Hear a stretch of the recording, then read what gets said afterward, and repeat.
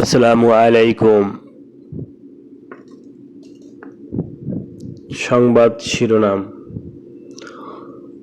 ভূমি উপদেষ্টা হাসান আরিফ ইন্তেকাল করেছেন। ইন্না লিল্লাহি ওয়া ইন্না ইলাইহি রাজিউন।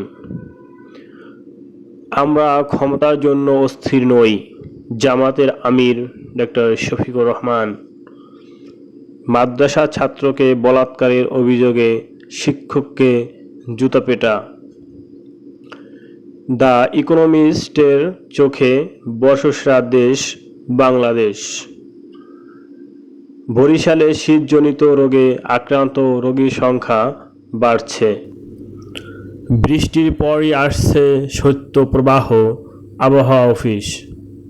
ছাত্র আন্দোলনে হামলা, বরিশাল বিশ্ববিদ্যালয়ের 21 শিক্ষার্থীর বিরুদ্ধে আইনগত ব্যবস্থা নেয়ার নির্দেশ।